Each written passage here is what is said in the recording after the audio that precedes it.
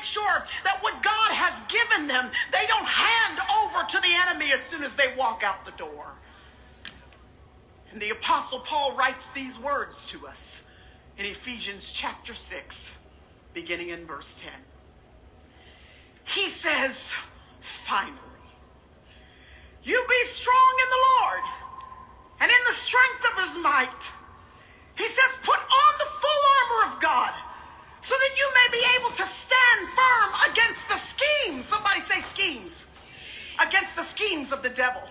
He says, we wrestle not, we struggle not against flesh and blood, but against the rulers, against the powers, against the world forces of this darkness, against the spiritual forces of wickedness that are in the heavenly places. He says, so therefore, you might as well just go ahead and put down all the weapons of this world that aren't working for you anyway, and take up some weapons that actually have some power.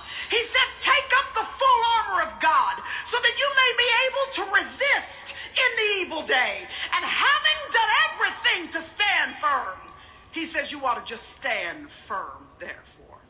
In these few verses of scripture, the Apostle Paul begins to introduce to us a concept that has not been, at least in the context thus far in church development at that time, had not been as overtly described as it is right now in Paul's letter. He brings up the topic of spiritual warfare. He says, you have an enemy. He says, I want to make sure that it's loud and clear. There are other places in the Old Testament and throughout the New, y'all, where we can infer that we have a spiritual unseen battle going on. But this is the first time that an author comes right out and says, you have an enemy, and he is scheming against you. That when you leave this place in just a little while, when I leave this place in just a little while, you need to know that there is an enemy. He is against you. He is not for you.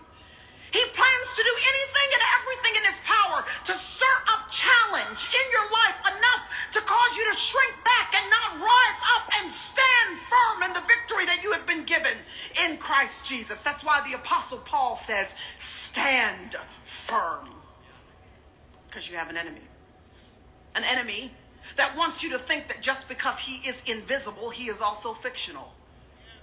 He wants to be chalked up to nothing more than a caricature, a cartoon picture, a myth, a character for a kid's nursery rhyme. He doesn't want you to recognize the influence that he has over your life, possibly to cause you to never walk into the full expression of God's grace and goodness in your life. He is sinister. He is a master illusionist, and he is a deceiver. And he hopes to cleverly disguise himself behind life's most pressing problems to where you will forget he is even there. He wants you to point fingers at him or at her, at your boss, at your parent, at that particular professor or your RA in your dorm. He wants you to think it's that advisor or it's that financial problem, anything flesh and blood, because he knows as long as we're looking at the flesh and blood, we will direct all the wrong weapons at the wrong culprit. We'll think our money will work. We'll think our rationale and logic will actually work. We think that the diploma we're about to achieve and receive, we'll think the diploma will be worth it. We'll think that the connections will work. Anything natural cannot take care of the supernatural. When your problem is unseen and spiritual, you need weapons that work in that realm. So the Apostle Paul says you got to know, first of all, that your enemy is not the person you are sitting next to today.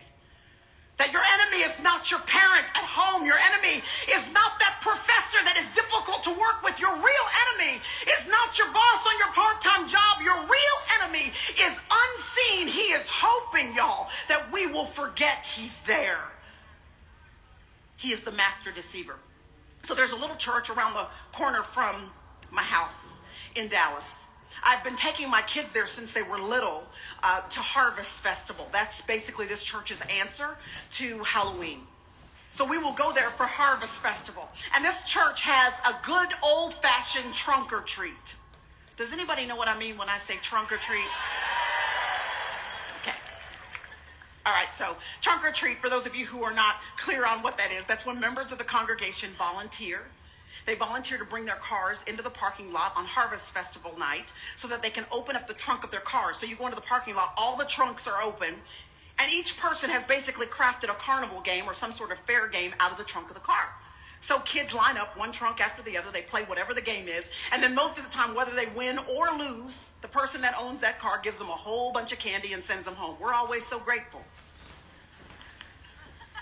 So we stand in line, one car after the other, waiting on bags of candy. And we play one game after the other. A few years ago, the biggest line, the longest line at the carnival wasn't behind a car. It was behind the bed of a truck. It was really clever. A huge truck had been parked in the parking lot, and they put a step ladder right at the bed of the truck so that a kid could walk into the bed of the truck. They had attached a tabletop, which was about the same size as the bed of the truck. They had attached it to the side of the truck, cut 6 holes into it, put some fabric, some drapery over it, and out from those holes every few seconds, a puppet would pop through. They gave the kid a huge plastic mallet, and the job of the kid was to run up and down the inside of the bed of the truck as he tried to hit the puppets on top of the head. It was a homemade whack-a-mole game is what it was. And it was the longest line. Me and Jude, at the time he was like 4, Jude is my youngest. Me and Jude are standing in line, we're waiting on our turn. Behind us, there's another kid. He's with his mom. He's probably 4 or 5 as well. And y'all, he was hysterical, because he was annoyed at this whole situation, and he was making sure she knew it. He was first of all annoyed because, Mom, I don't understand why I got to stand in this long line. Didn't we come to the carnival to have fun? This ain't fun. Standing in line ain't fun. I have an idea, Mom. How about this? How about I go play all these other games while you stand in line and hold our place, and then when it's our turn, I'll come back and join you in line.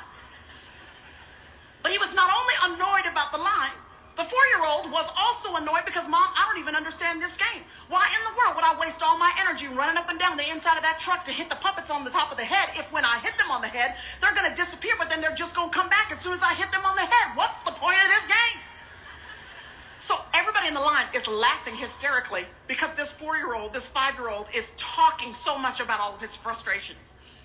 Finally, he gets so frustrated that he works himself into a frenzy to where all I saw out of my peripheral vision was a 4-year-old flash running past me as he ran forward, and he grabbed the drapery off of the tabletop and pulled it clean off.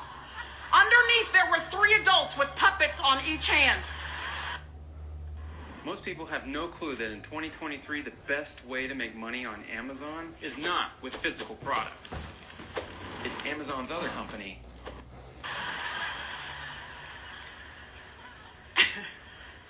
That day we all got a good laugh, but we also got a good lesson. There is always something you can't see influencing what you can. And if you spend all of your time, your energy, your effort trying to hit at what you see popping up in your life, you're going to be so frustrated and, by the way, exhausted. Because as soon as you take care of one thing, another one is coming back. Unless you do what the Apostle Paul says, pull back the curtain and let the enemy know we got our eyes on you. And we're going to use some weapons that actually work back there behind the curtain.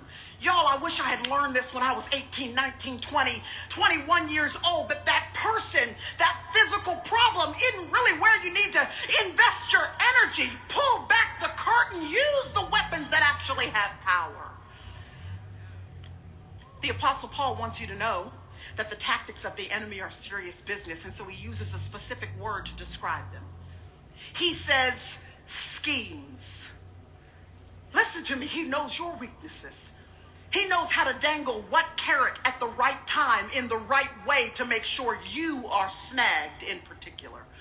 Have you ever wondered or found curious that that particular carrot is always dangled in front of you when you are most tired, when you are most vulnerable, when you happen to be most hungry, most alone, most weak? That particular carrot, the one that wouldn't mess with your friend because it's not her deal, it's not his deal, he's not enticed by that. But the one that entices you always shows up at the right time. Y'all, that's not coincidence, that's a scheme. The enemy is trying to derail you. He's trying to make sure that you don't walk in a manner worthy, pleasing of the Lord, that you come in here, but that you don't go out of here. The purpose to live for the glory of God, he's trying to trip you up. Not only only for his own benefit, but because he does not want you having access to everything that you are privy to as a rightful heir to the King of Kings and the Lord of Lords. It's a scheme. So if he's got tactics, we need tactics. The Apostle Paul outlines them for us. I'm just going to read them to you because he says in verse 13, you need the full armor. And here's what they are. Verse 14, he says, make sure that your loins are girded with truth. Then he says you need a breastplate, and the breastplate is called righteousness. And then he says in verse 15, you got to have something for your feet if you want any hope of being able to move forward successfully. So your feet need to be shod with the preparation of the gospel of peace. And then not only that, but he says there are some flaming missiles of the evil one that he fully intends to send sailing into your path. You're going to need a shield, and the shield is your faith. And then you know there are lies, there are strongholds that he's going to try to erect in your mind. You're going to need something to protect your mind. He says you need a helmet. And we're going to stop there, pick it back up tomorrow. Have a great day.